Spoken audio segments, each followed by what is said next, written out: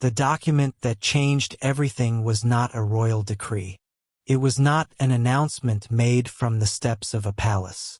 It was an annual financial report published by the Duchy of Cornwall, the kind of dry institutional document that almost nobody outside specialist royal financial circles ever reads. But buried inside the routine accounting of income and expenditure for the year 2023 to 2024 was a single line that sent a very specific message to a very specific person. The name Annabel Elliott was gone. After nearly 20 years on the payroll, gone. No press conference. No public statement. No explanation beyond a source telling the Telegraph that Prince William would no longer employ her, and that this was no reflection on her work. Those final 7 words, no reflection on her work, are among the most carefully chosen phrases in recent royal history, because everyone inside the palace understood they meant exactly the opposite of what they said. Annabel Elliott is Queen Camilla's younger sister. She was first hired by then Prince Charles in 2005, the same year he married Camilla, to work as an interior designer across the Duchy of Cornwall's vast property portfolio. Holiday cottages on the Isles of Scilly, historic castles in Cornwall and Devon, rental properties across 23 counties. She did the work well. By 2014, she had been named one of the 5 most influential female interior designers in the United Kingdom. Her professional reputation was genuine and earned. But the way she got the contract was neither. There was no open application, no competitive process, no panel of reviewers assessing candidates. She got the job because her sister married the man who owned the estate. That was the entire selection process. And for 20 years it ran without consequence. Because for 20 years the man who owned the estate was Charles, and Charles had every reason to keep Camilla's family comfortable. Then, on September 8, 2022, Queen Elizabeth II died at Balmoral Castle. In that same moment, by automatic operation of law, Charles became king and William became Duke of Cornwall. Not after a ceremony. Not after a transition period. Immediately. And what transferred into William's hands that afternoon was something almost impossible to fully picture. The Duchy of Cornwall is one of the most extraordinary private estates in Britain. It was created in 1337 specifically to give the heir to the throne a source of income completely independent of whoever was sitting on the throne. 135,000 acres across England and Wales.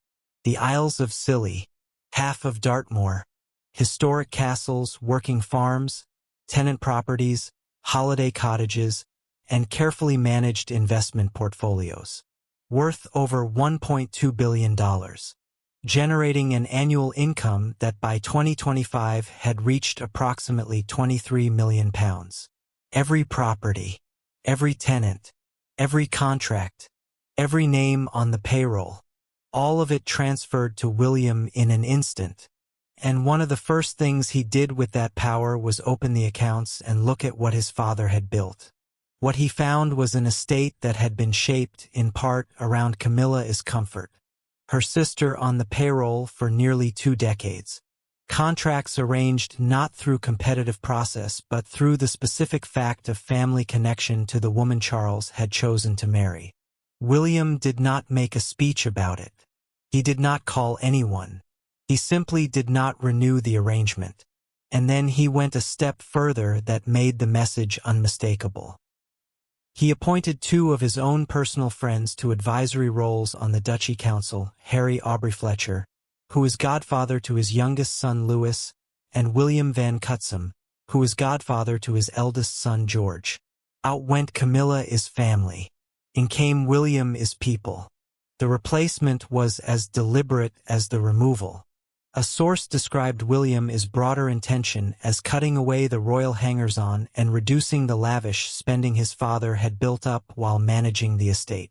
That phrase, hangers-on, tells you precisely what William thought of the arrangement Charles had quietly constructed for Camilla's circle during the decades he controlled the duchy's purse. But the Annabel Elliott payroll decision was not the beginning of this story. It was simply the first move William made in public that was visible enough for the outside world to notice. The real story had been building for much longer. And to understand it fully, you need to go back to a conversation that took place in 2005. The year Charles told his sons he was going to marry Camilla, and the year William told his father something he has never publicly forgotten. Before Charles married Camilla in April 2005, both William and Harry went to their father privately. They were clear. They supported him. They were willing to welcome Camilla into the family. But they had one specific request. They asked him not to marry her. Just be together, they said. The reasoning was not about Camilla personally. It was about Diana. A wedding would force every newspaper in Britain, and every newspaper in the world, to place their mother's image directly alongside the woman who had been her husband as companion throughout most of their marriage. Neither son wanted that for her memory. Charles heard them. Then he married Camilla anyway. To manage public expectations, Buckingham Palace made a formal commitment. When Charles eventually became king, Camilla would be known as Princess Consort, not Queen. That was the stated position. William accepted the decision, attended the wedding, and kept whatever he felt about it somewhere private and unreachable. Then in February 2022, as Queen Elizabeth marked 70 years on the throne, a statement was released in her name expressing her sincere wish that Camilla be known as Queen Consort when the time came. People read it as an endorsement. Royal sources who were close to the Queen described it differently. They said she was not giving Camilla a blessing. She was making a pragmatic decision about a situation she would not be alive to manage. The Queen was dying. She was trying to stabilize things before she could no longer do so herself. Then came the coronation in May 2023. The word consort quietly vanished. Camilla was no longer styled Queen Consort. She was simply Queen. The exact title William and Harry had once specifically asked their father never to allow had arrived anyway. But the title was not the most significant thing Camilla built during those years. The more consequential work happened out of public sight. According to multiple royal biographers who have documented this period, Camilla developed a practice of approaching Charles privately, when no one else was present, and offering her account of events involving William and Harry. She shaped what Charles understood about his own sons from the inside of his marriage, in the room where no one else could observe or counter what was being said. When coverage of the royal family needed to shift in a particular direction, stories appeared in the press that served Camilla's interests. When someone else needed to be seen unfavorably, those stories appeared too. Her communications operation was described by multiple sources as sophisticated and effective. One of the most damaging examples involved a story that circulated before the royal wedding of Harry and Meghan in 2018. A story claiming Meghan had made Kate cry during preparations for the event. The story spread through every major outlet. Sources inside the palace were clear that it was not true. When William and Harry attempted to raise with their father what his communications team was doing, Charles reportedly shouted at William and told him he was being paranoid. Camilla had constructed a position where every door William opened seemed to circle back to her influence. She had access to the press. She had the private ear of the king. And she had placed her own family inside the financial structure of an estate that William would eventually inherit. William was not being paranoid. He was paying extremely close attention, and he was cataloging what he observed. The conflict that became visible in 2025 when Kate briefly connected with Melania Trump during Donald Trump's state visit to Windsor Castle illustrated how far things had deteriorated. Sources described Camilla stepping toward Kate and making a short, firm gesture that body language analysts watching the footage characterized as pulling rank. The clip spread across every platform within hours. Insiders told OK Magazine in early 2026 that what they called open warfare had erupted between Kate and Camilla, a situation palace aides described as almost impossible to contain. The backdrop to all of it was Andrew's arrest in February 2026 and his subsequent removal of royal titles and loss of royal lodge, which palace sources said had exhausted every member of the family and drawn Kate and William into an endless cycle of internal discussions that compounded existing tensions. William had watched every version of this dynamic play out across years of accumulating detail. He stored all of it, and when he finally had the legal and financial authority to begin responding, he did so in a way that left no room for misinterpretation, while giving no one anything quotable to use against him. The question is not whether he was keeping score. The question is what the score actually means for Camilla's future. From the outside, Camilla's position looks completely secure. She holds the title of Queen of the United Kingdom. She carries out official royal duties. She is patron of more than 90 charitable organizations.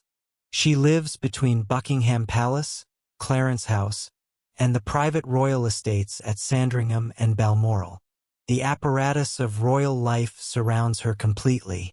She looks, to anyone watching from a distance, like someone whose position is permanent and beyond challenge. But every single element of that security is tied to one man, and that man has cancer. Here is the constitutional and legal reality that most coverage of this story leaves out, and it is the most important thing to understand about where Camilla actually stands. Sandringham House in Norfolk and Balmoral Castle in Scotland are not government buildings. They are not crown properties managed by an institution. They are privately owned, in exactly the same way a family home is privately owned. Queen Elizabeth inherited both from her father King George VI. When Elizabeth died in September 2022, both properties passed directly to Charles. When Charles dies, both properties pass directly to William. Balmoral is estimated to be worth approximately $140 million. Sandringham is estimated at around $65 million. Together that represents over $200 million in private property that Camilla currently occupies, moves through daily, and calls home. Not one square inch of it belongs to her in any legal document anywhere in the world. When Charles dies, the decision about whether Camilla can continue to live in these properties will rest entirely with William. There is no legal protection that guarantees her access. No constitutional provision that obligates him. She will be whatever William chooses to allow her to be, a guest, if he extends that courtesy, in houses that have never legally been hers. And she no longer has anywhere else to go. She used to own a private home called Ray Mill House in Wiltshire, a property that was entirely and only hers, predating her marriage to Charles and existing completely outside the royal property structure. She described the garden there as the best therapy in the world. It was her retreat and her fallback. Then she sold it, citing a desire to commit fully to her life as queen. The decision was framed as an expression of dedication. The consequence of that decision is now impossible to reverse. When Charles dies, Camilla will have no private property in her own name anywhere. Her entire physical existence will depend on William's goodwill.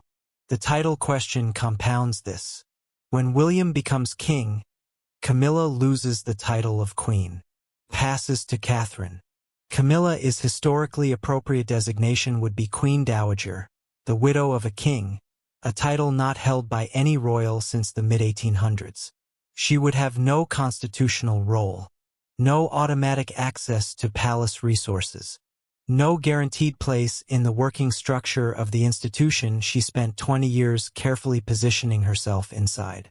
Whether she remains a working royal in any meaningful sense will be at William's discretion. And then there is Balmoral. Not as a property valuation, as a memory. William was 15 years old when his father came to his room before dawn on the morning of August 31, 1997, to tell him that his mother had died in Paris. He and Harry walked those grounds that morning as two boys trying to absorb something no child is equipped to absorb. And the detail that sits underneath all of this quietly, is that when Charles received the news from Paris that night, the first person he called was Camilla. Before the Queen, before his sons, before anyone else, Camilla was the first person to know that Diana was gone. She now walks those same grounds as Queen. William will own them when Charles is gone. He knows exactly what happened there and what it cost him. He has never said so publicly. He has never needed to. Camilla spent 20 years building a position inside a system she does not own. She turned herself from the most publicly despised figure in Britain into a queen, which is a remarkable achievement by any measure. But she accomplished it entirely inside someone else's house. And the person who owns that house is now the future king, who watched every move she made from the time he was a child and has just begun quietly making his own. Charles has reportedly asked William directly to protect Camilla after he is gone. A dying man appealing to the one person who has the power to decide her future. William's response was not given in words. It was given in a payroll report published in July 2024. That is the only answer he has offered. And it was enough.